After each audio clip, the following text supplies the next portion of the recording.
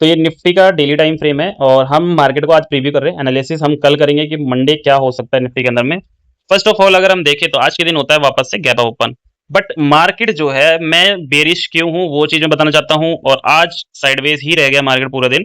तो अगर आप देखोगे, देखो 24,280 से लेके 24,180 का एरिया मैंने आपको बोला था कि साइडवेज जोन और रेजिस्टेंस जोन है जहां पे रिजेक्शन मिलने के चांसेस ज्यादा हैं।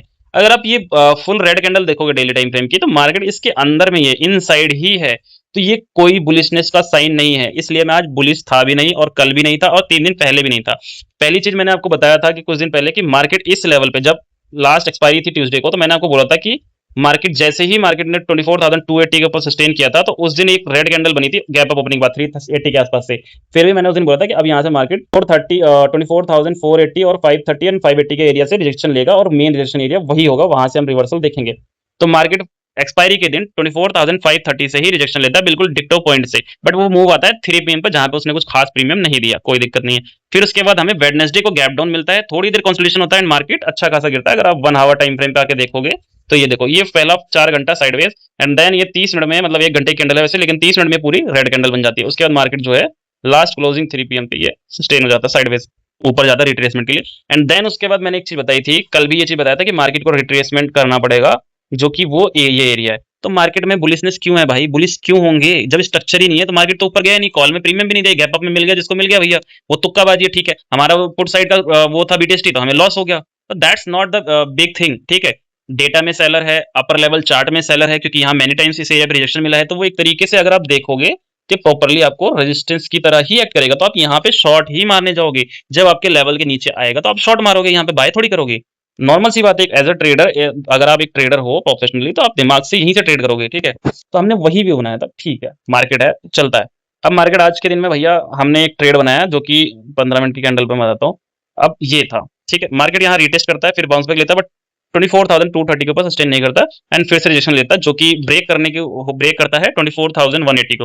तो हमने यहाँ पे 180 प्लान किया एंड देन उसने लो मारा, सेकंड कैंडल रिटेस्ट करने गई, बट ये जो टू टाइम्स रिजेक्शन लिया यहीं पे रिजेक्ट हो रहा था बार बार 180 से, एंड थर्ड टाइम वो 186 गया बट वापस रिजेक्शन हुआ। बस उसके बाद फिर मार्केट साइडवेज ही हो गया।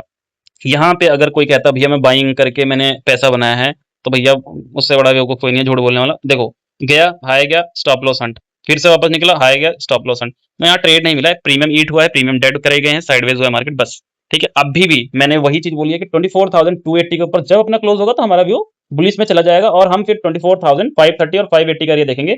जिस दिन 24,580 के ऊपर डेली टाइम फ्रेम पे क्लोजिंग दे देगा मार्केट, ठीक है, मान लो ये रहा 4 आवर टाइम फ्रेम, जिस टाइम ये जो हमारा लेवल है ना रिजेक्शन का, जहां हमने बोला था कि यहाँ सेलर बैठा हुआ और यहाँ सेलर अभी बैठा हुआ है, ये अभी भी गिराना चाह रहा है मार्केट को। तो जिस टाइम मार्केट यहाँ पे ऐसे क्लोजिंग दे देगा, ठीक है, 5 अराउंड मान लो 630 के अराउंड क्लोजिंग मिल जाएगी, वो है आपका लेवल, कहाँ गया, ये रहा, ठीक है, ये रहा 700, 24,700 प्रॉपर क्लोजिंग है। वैसे तो कैंडल 580 के ऊपर भी अगर 600 या 630 के ऊपर क्लोजिंग होगी तो आपका बुलिश का व्यू चालू हो जाएगा एंड देन आप फिर ये पहला टारगेट हो जाएगा 24,840-50 का एंड देन उसके बाद 25,000 का एंड देन सीधा आपका ये गैप फिलिंग जो कि 24,180 का है।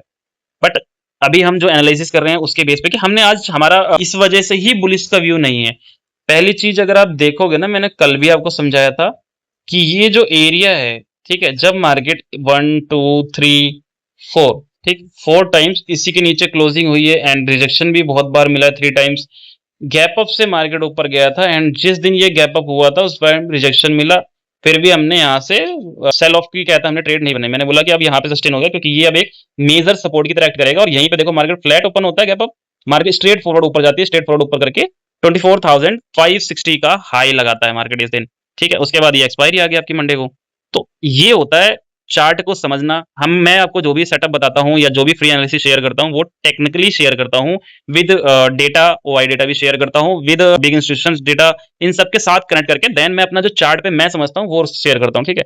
अब ये रेंज ही है यार प्रॉपर, ठीक है, इसमें क्या ट्रेड बनेंगे, ठीक है। चलो हमने आज ही एक ट्रेड लिया, एक तो हमारा बीटीएसटी था पुट साइड का, तो वो तो बेकार हो गया, वाइप आउट हो गया, ठीक है, वो जीरो हो गया, मतलब वो मतलब 10-15 रुपए का ही बच रहा था, तो वो समझ लो लॉस ही हुआ हमारा, कोई दिक्कत नहीं है, वो हम बैक कर लेंगे, मार्केट है भैया, जाएगी तो देगी भी। अब दूसरी चीज ये है कि हमने फिर एक सेटअप बनाया कि जब मार्केट रिजेक्ट हो रहा था तो हमने ये पुट साइड का ट्रेड बनाया था, उसमें भी 20 रुपए का एसएल गया। It's okay, it's a part, but आपने हम मोस्टली ये है कि हम अपने एसएल पे काम कर रहे हैं, अपने रिस्क कितना लेना है वो काम कर रहे हैं। रिजेक्शन मिलेगा तो मैं फिर से यहाँ पे बाय करूंगा, बट मंडे के लिए कल एनालाइज करूंगा, कल बताऊंगा क्योंकि मेन की लेवल क्या होगा कि हमें कहाँ से सेल ऑफ मारना है। बाइंग के लिए आपको सीधा व्यू बता दिया कि जब तक 24,280 के ऊपर क्लोजिंग ना मिले कैंडल की 15 मिनट की, तब तक बाइंग नहीं करनी है हमें, ठीक है। बाइंग नहीं करनी है, मतलब 24,280 के ऊपर सस्टेन होके थर्ड कैंडल जब रिटेस्ट होके निकलेगी ना बाइंग की, ठीक है, तब आप समझ लेना कि भैया हम अब ऊपर बुलिशनेस के लिए, वो भी 530 और उसके लिए टारगेट। नीचे के लिए मैं फिर से बताऊंगा बाद में। अभी मार्केट का अगर आप समझना चाहते हो थोड़ा बहुत, तो ये अगर आप समझोगे तो ये देखो स्ट्रक्चर ही वीक ठीक नहीं है। मार्केट को जाना चाहिए हमेशा ऐसे, ये हाई बना, ये बना हायर है, फिर इस हाई का ब्रेकडाउन ना करके ऐसे जाना चाहिए मार्केट को, उसके बाद ही। अब आप सोच रहे हो सीधा पहाड़ पे चढ़ना यूं, तो भैया खड़ी पहाड़ पे कूद कूद के नहीं चढ़ सकता कोई भी, माउंट एवरेस्ट पे जाओ चाहे कहीं भी जाओ नहीं कर पाओगे। तो चार्ट को समझो। आई होप आपको अच्छा लगा हो मेरा समझाना और सिखाना। तो अगर वीडियो अच्छी लगी हो तो प्लीज लाइक कर लो, फॉलो भी कर लो यार, थोड़ा अच्छा लगेगा। सब्सक्राइब कर लेना यूट्यूब चैनल को, जिसपे आपको टाइमली अपडेट मिल सके, एंड कमेंट सेक्शन में एक प्यारा सा कमेंट कर देना बस। लॉस हुआ होगा मुझे पता आज के दिन, क्योंकि मार्केट बेकार थी। अब कुछ लोग ये भी कहेंगे भाई मार्केट को दोष दे रहे हैं। भैया मार्केट को दोष नहीं दे रहे, मार्केट तो है ही है, वो तो पैसा खाएगी ही खाएगी, वो हमें पता है। बट साइडवेज हो जाता है, उसमें कोई कुछ नहीं कर सकता, चाहे कितना भी बड़ा ट्रेडर हो, ठीक है। सबकी स्ट्रेटेजीज होती है, लेकिन वो मार्केट में मूवमेंट के लिए होता है। इसमें प्रीमियम ही नहीं मिला है तो आप कर नहीं सकते। इंडिया विक्स 12 पे आ चुका है यार, तो 12.50 के अराउंड ही होगा, अराउंड यहीं कहीं है, देख लेते हैं अभी। ओके, ये देखो 12.33, तो मार्केट का वॉल्यूम फिर से डेड हो चुका है। तो जहां तक मुझे लगता है कि जो मार्केट में वॉल्यूम आएगा ना, वो आएगा 15 जुलाई के बाद से, क्योंकि 15 जुलाई के बाद से सारे डेटाज खत्म हो जाएंगे। अभी हमारा सीपीआई डेटा आना है, एंड इन्फ्लेशन डेटा आना है, सॉरी हाँ सीपीआई डेटा आना है, एंड डब्ल्यूपीआई डेटा आना है, एंड कुछ यूएस के भी डेटाज आने हैं, जिससे इन्फ्लेशन के बारे में तय की जाएगी। मार्केट तो आपकी इसी बेस पे बिहेव करती है और इसी बेस पे रन करती है, दैट्स द मैटर। सो जल्दी से आप फॉलो कर लो, और फॉलो वाला बटन दबा लो, सब्सक्राइब कर लो यूट्यूब चैनल को।